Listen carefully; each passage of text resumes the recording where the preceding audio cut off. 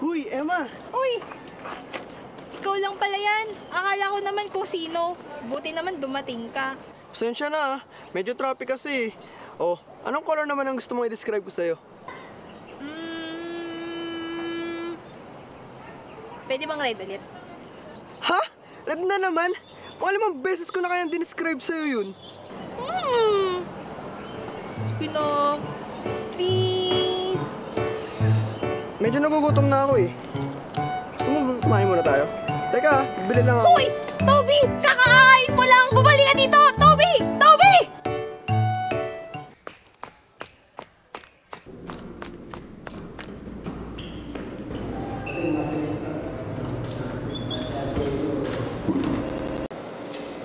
Okay, class. Our final project for this term is a research work. Good news? Kayo ang pipili ng topic. Yes. Anything about your senses.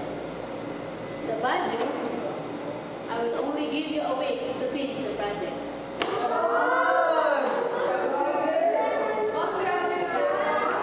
What? My decision is final. I will give the remaining time for you to think about the topic. Okay?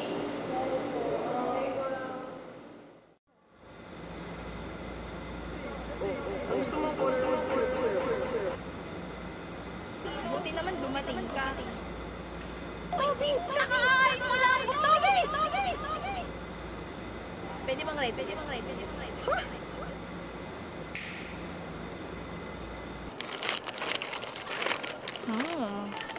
Ma? Meron ako.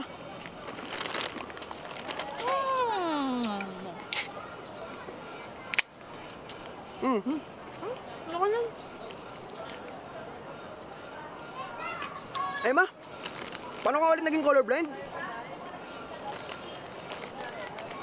Bakit mo naman natanong yan? Ilang beses ko nang na-experience sa'yo yan eh. Kailangan ko kasing gumawa ng research paper. So, naisip kong gawing topic yung color blindness. Kaya ayun, ikaw agad din naisip ko. Pwede bang tulungan mo ako? Sige na. Oo naman. Alam mo kasi, yung color blindness, hereditary, or you're born with it. Parang dun sa case ko, inborn. Teka lang ha. Bakit ba nagiging colorblind ang isang tao?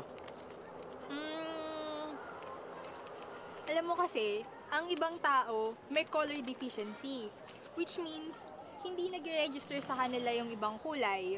Parang ako, meron akong protanopia, ibig sabihin, hindi ko nakikita yung color red. Kulang ako sa red cones. So, hindi nasa-sense ng mata ko yung color red. Parang yung lobo na yun, di ba? Sabi mo kanina, red yun. Pero sa akin, green pa din siya. Oo nga. Pansin ko nga.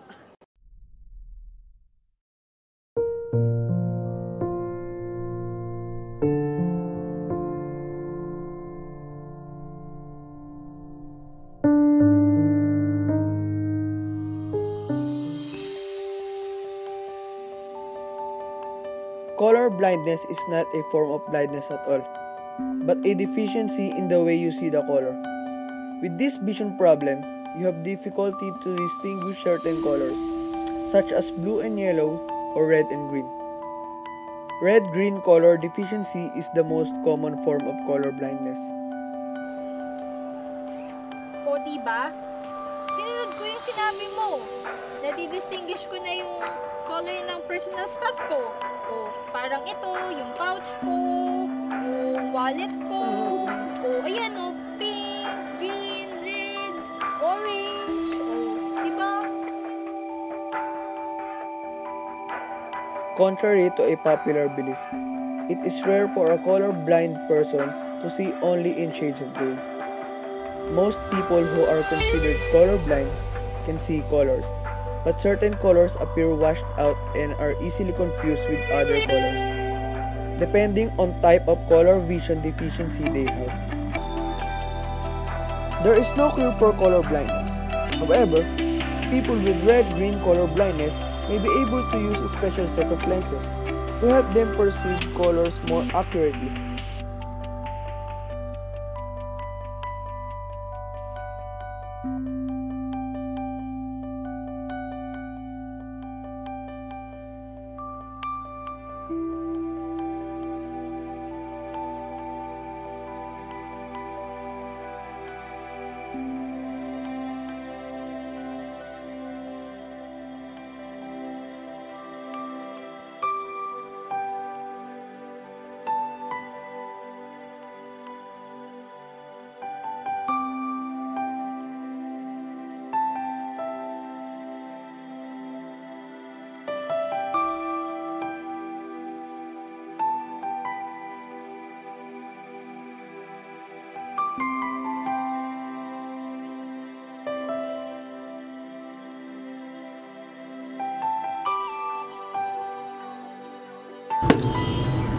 Emma, naalala mo ba yung special tinted glasses para sa mga colorblind?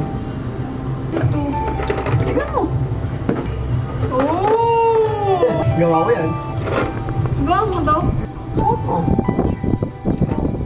Ano to? Oh. Isa pa. Green. Ha? Green. Okay, isa pa.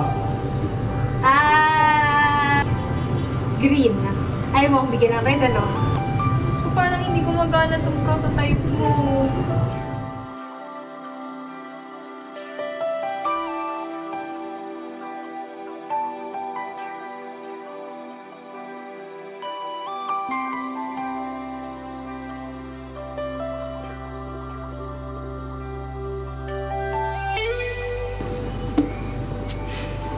Ano yan? Gumawa ka na naman. Ha? Report ka.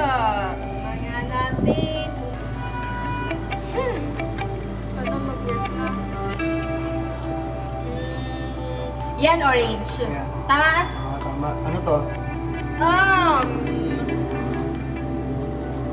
Yan yung box natin. Green.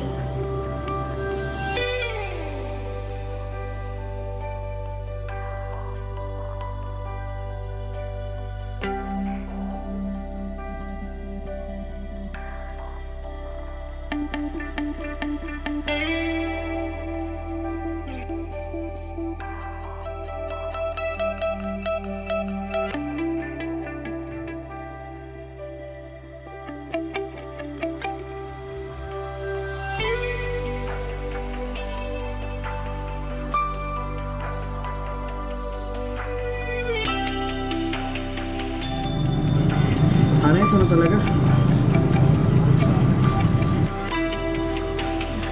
Ano ka ba?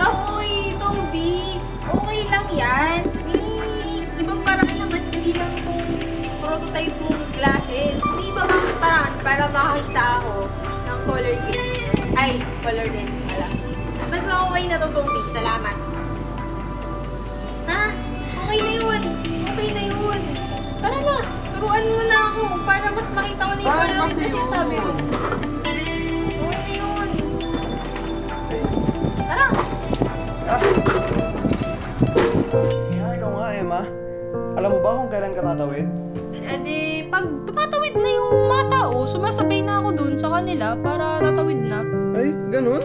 Ang sign ko para tumawid, pag tumatawid na din yung mga tao. Oo, tama. Pag naka-steady yung tao dun sa stoplight, means red yun. Ibig sabihin, kailangan mo mag-stop.